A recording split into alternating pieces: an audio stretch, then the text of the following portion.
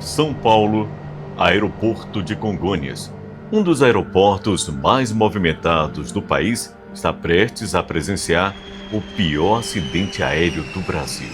Naquele dia 17 de julho de 2007, um Airbus A320, uma das aeronaves mais modernas daquela época, levava 187 pessoas de Porto Alegre a São Paulo. No entanto, no momento do pouso em Congonhas, o avião não conseguiu parar na pista.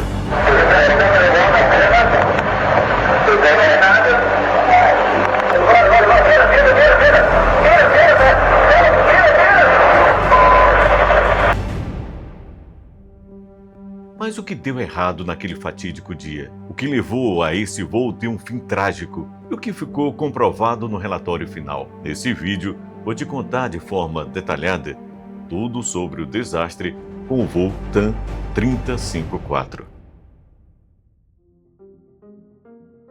O voo TAM 3054 era uma rota comercial operada diariamente entre Porto Alegre e São Paulo.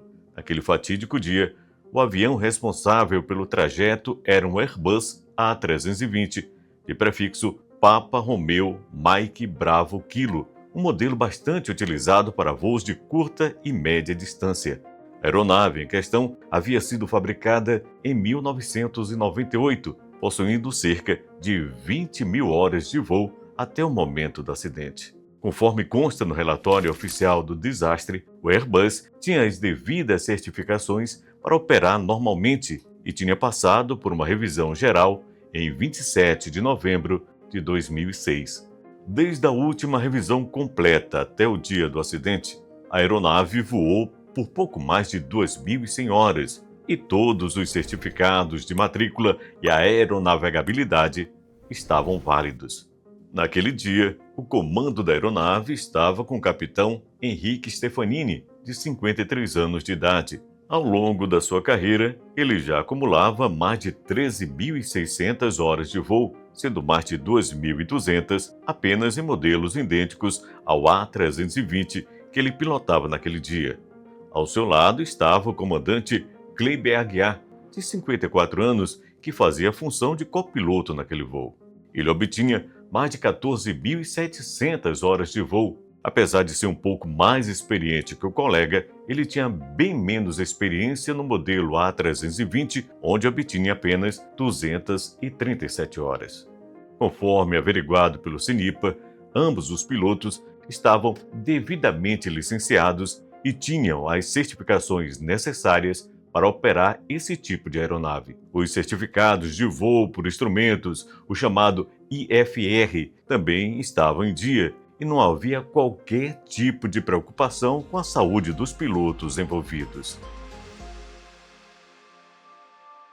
O acidente ocorreu em um período conturbado da história da aviação brasileira, que ficou conhecido como o apagão aéreo. Para entender o que acontecia em 2007 no setor do transporte aéreo no Brasil, é preciso voltar alguns anos até 2004, quando a própria Força Aérea Brasileira revelou que o país estava prestes a enfrentar uma crise no setor, caso investimentos consideráveis não fossem feitos.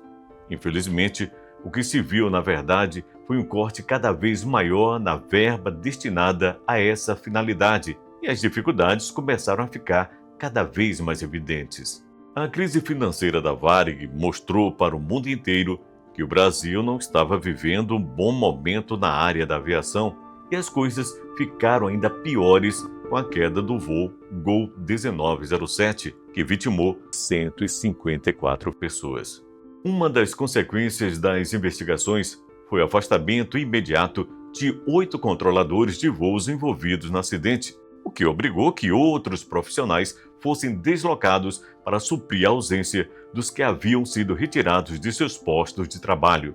Houve, inclusive, movimentações de greve por parte dos controladores aéreos, ainda que nem todos tenham aderido, principalmente aqueles que estavam ligados à FAB.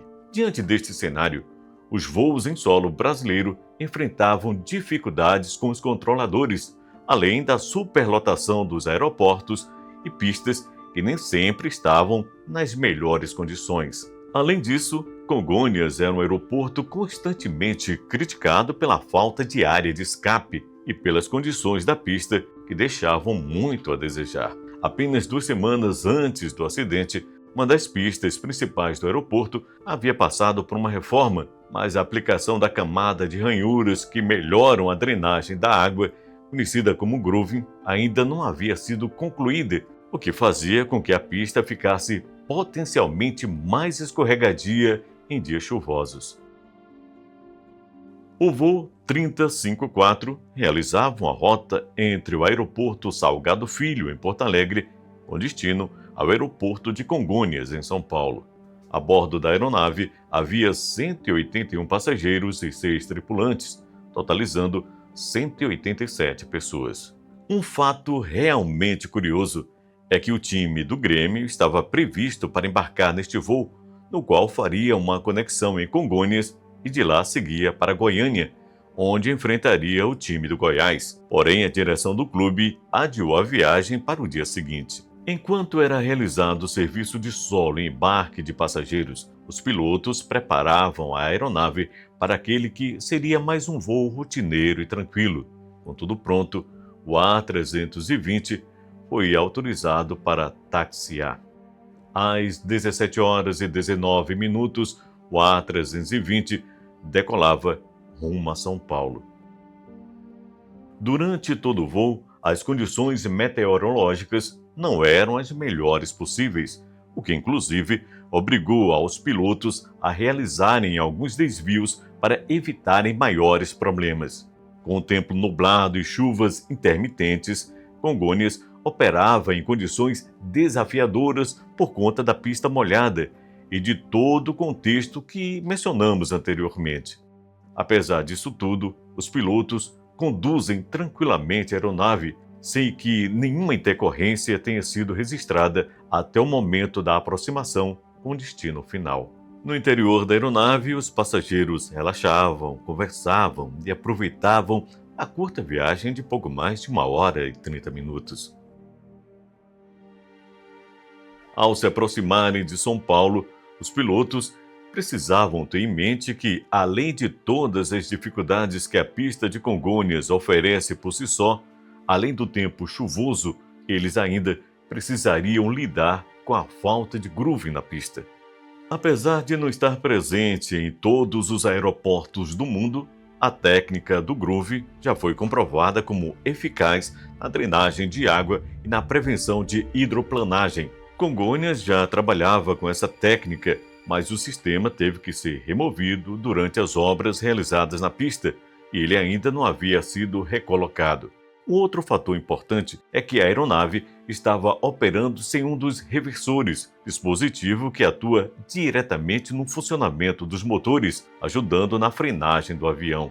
Essa situação, no entanto, não era nenhuma novidade para os pilotos. Os funcionários responsáveis pela manutenção da aeronave desativaram o reversor do motor de número 2 no dia 13 de julho de 2007 por conta de um vazamento, mas isso não impedia que o Airbus continuasse operando. Curiosamente, entre os dias 13 e 17, o mesmo avião pousou sem nenhum problema no próprio aeroporto de Congonhas. O problema é que as condições do dia 17 de julho não eram as melhores para um pouso com apenas um reversor. A pista de Congonhas sempre foi conhecida por não dar muito espaço para erros, devido ao fato de ser bastante curta e ficar localizada nas proximidades de uma rodovia principal, além de ser cercada por prédios.